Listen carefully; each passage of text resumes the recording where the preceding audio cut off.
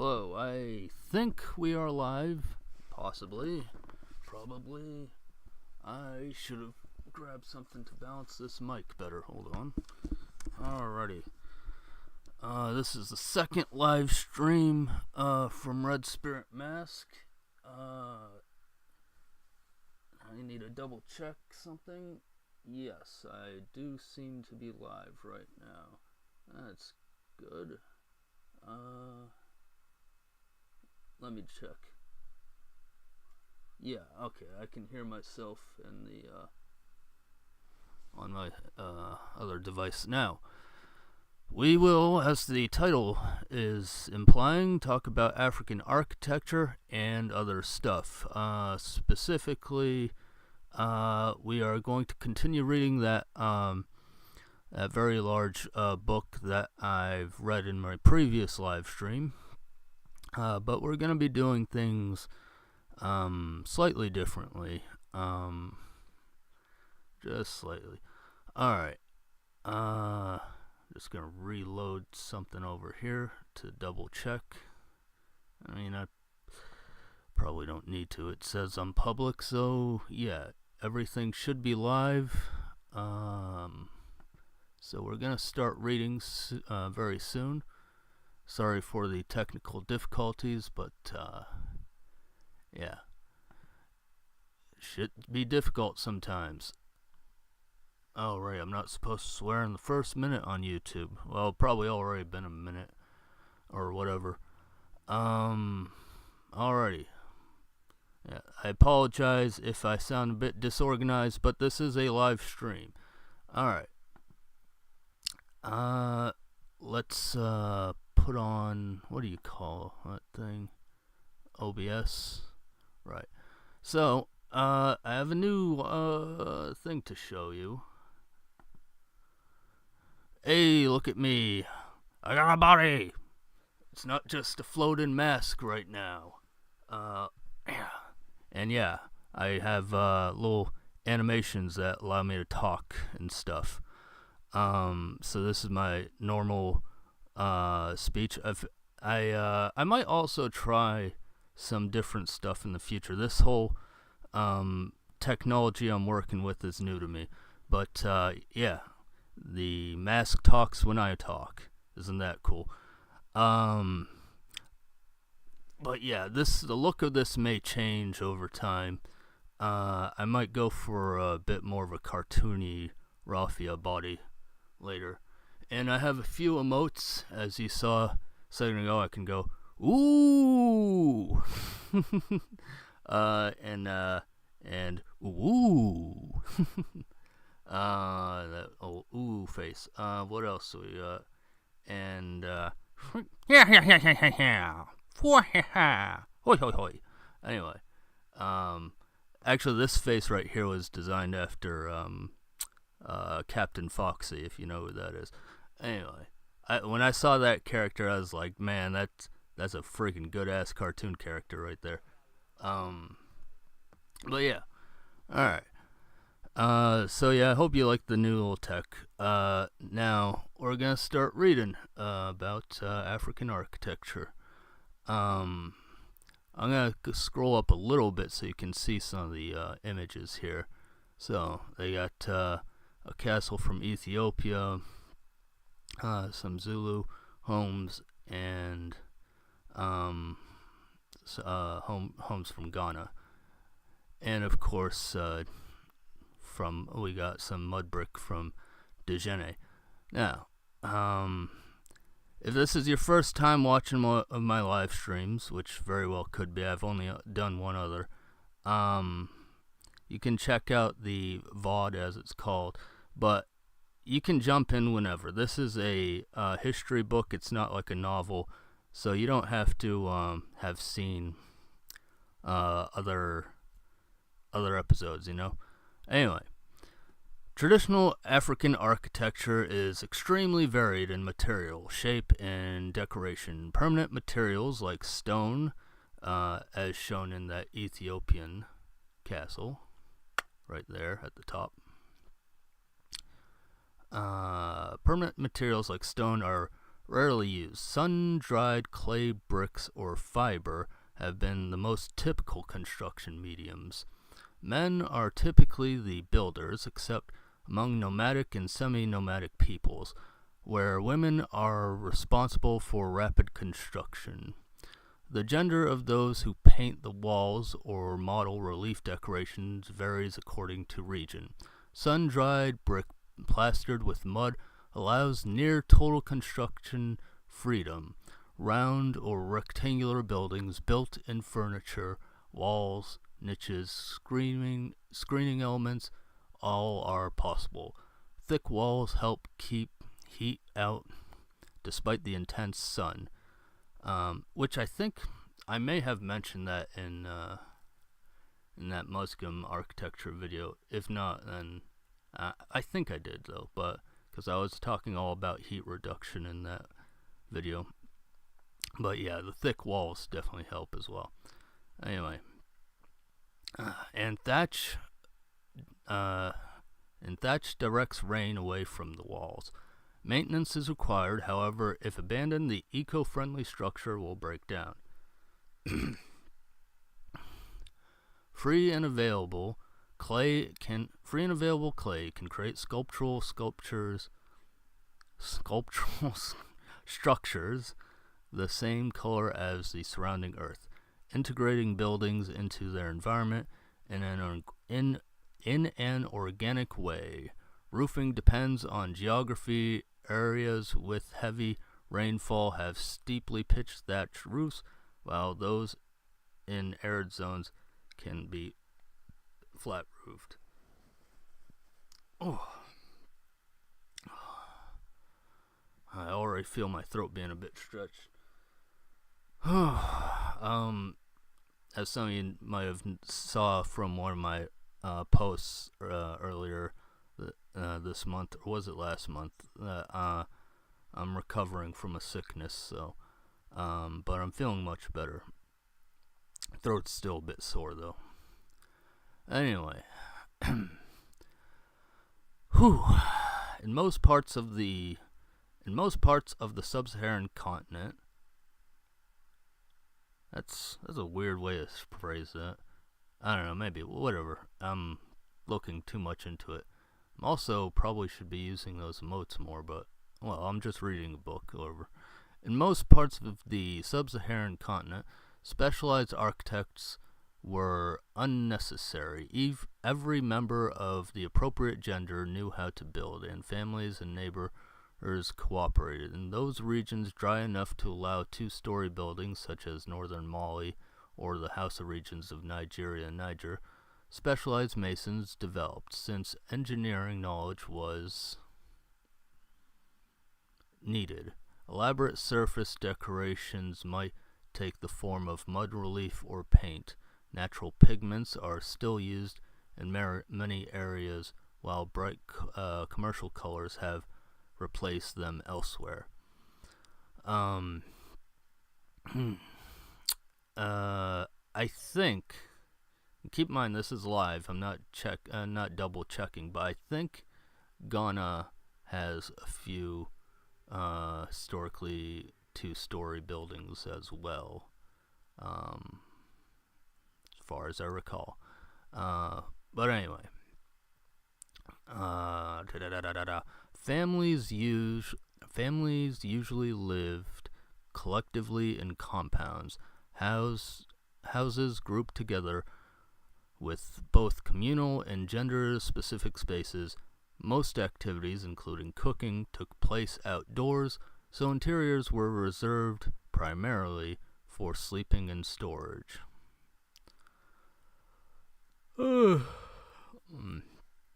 So yeah, that's the architecture part, and we're gonna get into other stuff here because I'm not just getting the live stream. After that, we're gonna, obviously, as it says there, talk about paintings real quick. But before I do, I want to switch windows and check activities and whatnot. Okay, it looks like we got a few viewers watching at the moment. That's good. Alright, let me get back to the PDF. Alright, Some of Africa's earliest surviving art forms are paintings on rock outcrops in the Sahara Desert and in South Africa, figure 34. Let's check that out. Yup, that it is. Alright. These works, which employ colors derived from soil, charcoal, and white kaolin clay, are often sophisticated in style, but generally do not attempt to replicate the three-dimensional world. Painting is otherwise uncommon in traditional art, other than its use in coloring sculpture, I'm really tongue-tied today, I'm sorry about that. Ornamenting the skin, or decorating house walls. There are two exceptions, however, both long-standing. One is the Christian painting tradition of Ethiopia, where church frescoes, panel paintings, illuminated manuscripts, and illuminated healing scrolls are part of a monastic tradition. And here's a picture of that. Those paintings you're seeing there, that's from Ethiopia. Illuminations are tied to writing traditions. They are the painted illustrations that are part of handwritten documents or books. The other common exception is found throughout Islamic Africa. It consists... Am I missing something? It consists in many parts of West Africa.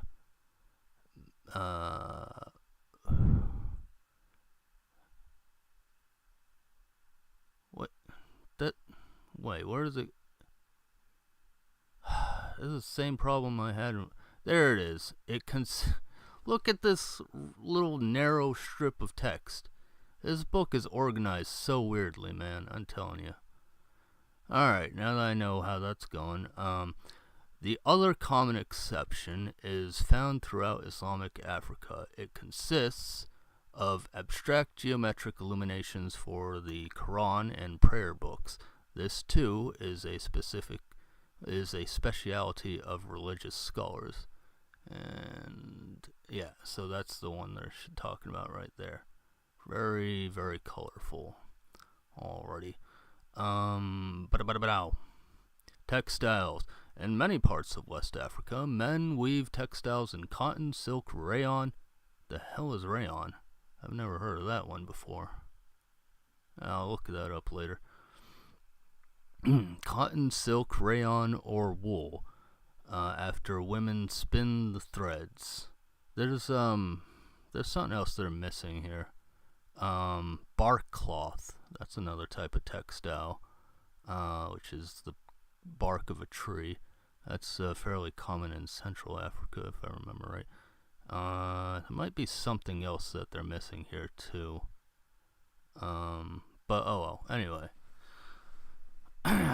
weavers then stretch the threads that form the foundation for the weft to cross horizontal to the ground for a distance of many yards. The loom is set up with one or more heddles. I've never been sure how to pronounce that thing, but it's part of the loom. It's a lot of African peoples, like the Bale, for example, carve very fancy looking heddles. Not sure if they're going to show that in here. Maybe not. Well, I can always do a video about loom heddles some other time. Anyway, mechanisms that pull a particular set of threads out of the way. Weavers use their feet to manipulate them. During the weaving process, artists use shuttles, canoe-shaped wooden receptacles that hold the weft threads. They toss one or more of these, depending on the amount of colors used, back and forth through the channels the heddles produce. The resultant cloth consists of a long, narrow strip between 1.5 and 6 inches wide. One thing I gotta check real quick. Yeah, I only just now thought to myself, I should check OBS and make sure the audio is actually going through, because sometimes the audio is muted, and that would be pretty terrible. Yeah, there, I got some use out of that emote. But yeah, it seems like the audio is going, so now that I think about it, I did check it on the other device. Again, sorry for the technical difficulties. I'm still new to live streaming. Also, depending on how well this live stream does, will determine how I go about reading this book in the future. Because I could, if this live stream doesn't do well, what I could do is I could live stream on the Twitch, because yes, I technically have a Twitch, I just never use the damn thing. Because I know, for example, Jabari was live streaming on his YouTube for a while, and then he moved the live streams to his Twitch. So that's one option. The other option is I could just do standard bite-sized videos, pre-recorded videos instead of live streams for this book. Again, that all depends. But yeah, I'm not sure. And the reason why I'm saying this is because I'm not sure if a combination of live streaming works for my type of channel or not. We'll see. Anyway, let's get back to the PDF, the book. I kind of trying to think of random noises I can make when I got this face on. There we go. Alrighty. Let's get back to it. Oh, and hopefully you don't mind that I decided to go with a chibi model for my body. I think that just made more sense. But who knows? Maybe I'll go for a scarier body in one of my other attempts at making a Vtuber model or PNGtuber model, whatever the hell you would call this. Alright. These strips are eventually cut to a standard length and sewn together side by side to form much wider cloths, typically 10 strips from a sizable cloth referred to generally as narrow strip cloth or men's weaves. Alrighty. These textiles are worn by both men and women. The weavers are professionals and often set their looms up in a group within public areas. Vendors sell unsewn strips in the market to reassure buyers they are not purchasing second-hand cloth. Narrow strip cloth can be a plain one-color weave. Stripes have historically been popular. Figure 39. That's that blue one over there. Frequently made in a combination of undyed white cotton and varying shades of indigo blue. Imported dyes and threads have permitted a broad spectrum of colors. In some areas, weavers produce extremely complex patterns such as the Senegalese weavers of Manjak cloth,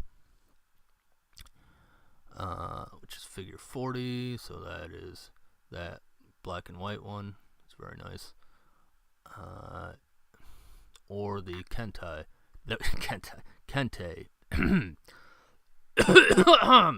kente cloth produced by the Akan of Ghana and the Yu of Ghana and Togo. So yeah, kente, very popular type of cloth. Alright. Women rarely weave in West Africa. All the exceptions are within a contiguous area, suggesting a common origin with the local spread. Yoruba, Nupe, Hausa, Ibira, Northern Edo, and Western and Ekwete Igbo.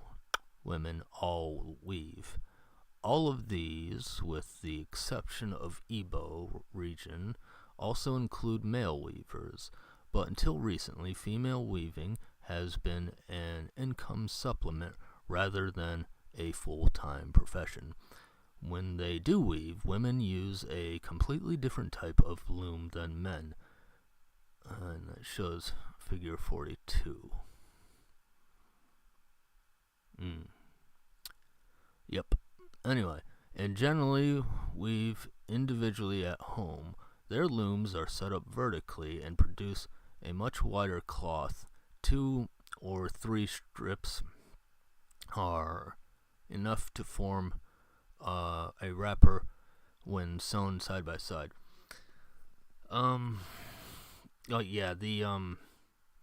So they mentioned this woman's loom is vertical because a man's loom is horizontal, very much so. In the I've seen it. The length of the string goes out quite far.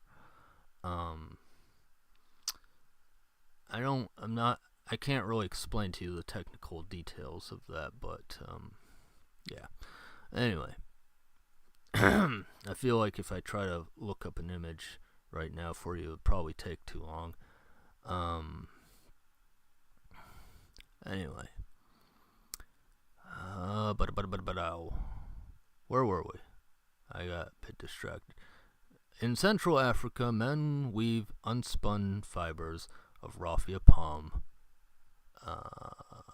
to make flexible, lightweight cloth. To do so, they use a vertical loom, figure 44, and yeah, so that's not the one I was talking about. Do they have the one in here? Doesn't look like it. Yeah, they don't have the type of loom that I'm talking about. Anyway, whatever.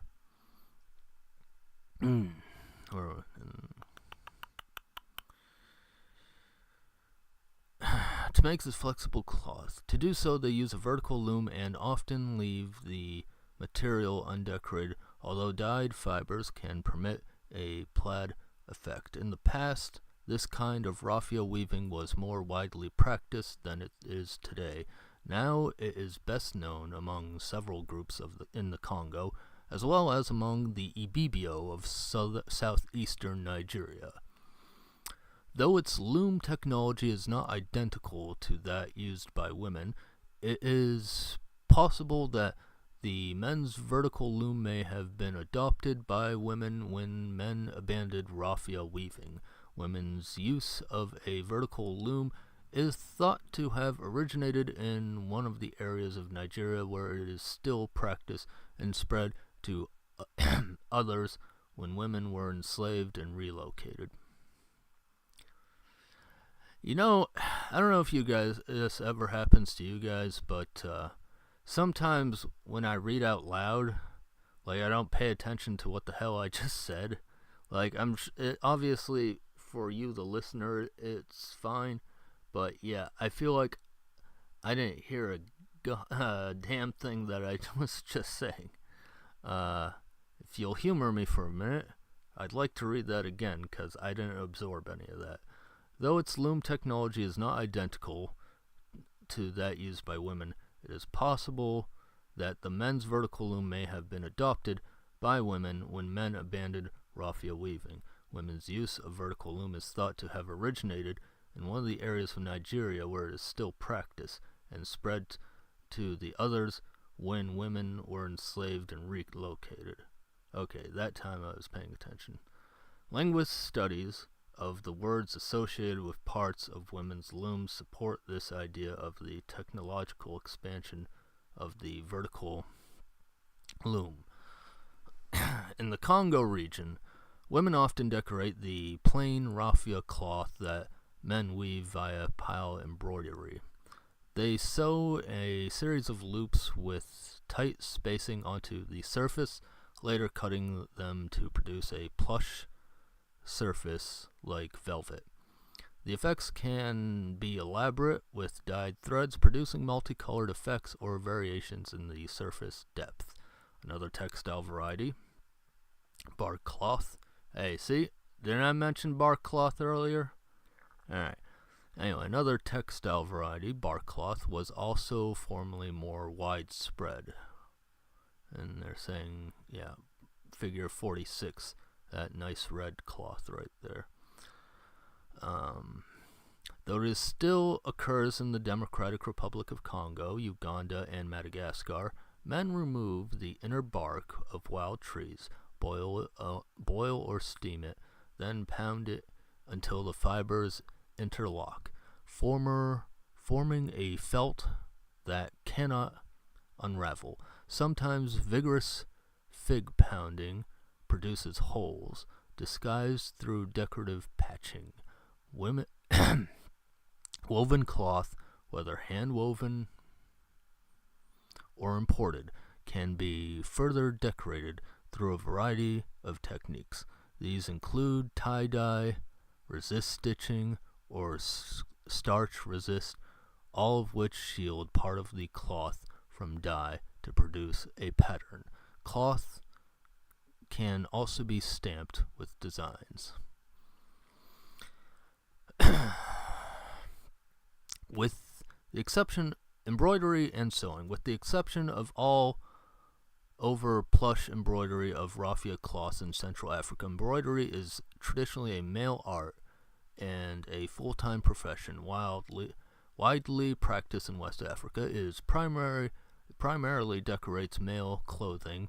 In East Africa, Swahili men's caps are usually embroidered, as is women's clothing in Ethiopia.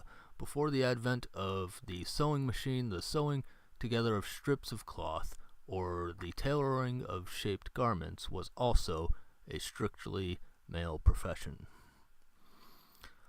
Alright, let's let me check the stream for a second, and let's see.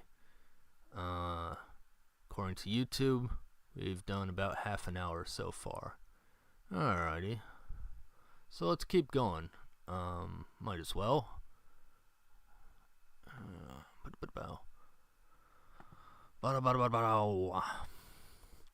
Beadwork. Many of Africa's earliest archaeological sites include beads, attesting to their long-standing value as both jewelry components and clothing elements. Some of the earliest locally made beads were made of hand-drilled stone or shell, but glass beads were manufactured at least as early as the 11th or 15th century in Ife. Beads were a major import even before direct trade, but direct European contact created an influx of beads in coral glass and later plastic. Beadworkers vary in gender according to region. In many parts of West Africa, they are male, while in East and South Africa, women produce both beaded jewelry and clothing. This thing on the left, bottom left, that's a Yoruba crown. Very elaborate.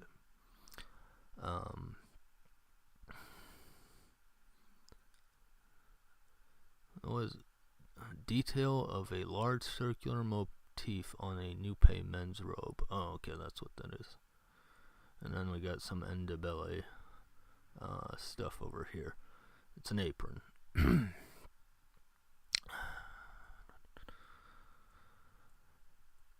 Alright.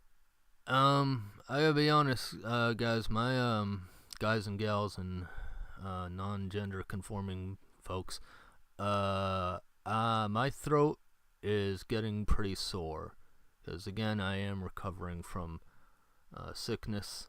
So maybe we should leave things here, and then we can pick this up another time with we got leather work and body arts.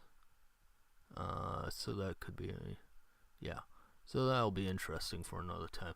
Yeah, I think we will probably end things here. Hope you... Wait, is this working? Is this emote working? Hold on. Wait. Where's this stupid thing? Ba-bam! Alright. Hope you enjoyed. Please subscribe if you're new. Ooh-woo. Okay, maybe I can't do an ooh-woo voice very well. I have pretty low-pitched voice. The highest pitch I can go is like a fake Mickey Mouse, I think. Hi, folks. No, that's terrible. I used to be better at that. Oh, I haven't tried doing that Mickey Mouse voice in forever. Oh well. Anyway, I'm probably better off with the yeah, that kind of voice. That one works better for me. Yeah. Anyway. So yeah, that's it, folks. That is going to be the end of the stream. Sorry it's so short, but hopefully you liked what you saw. Alrighty. Bye-bye for now.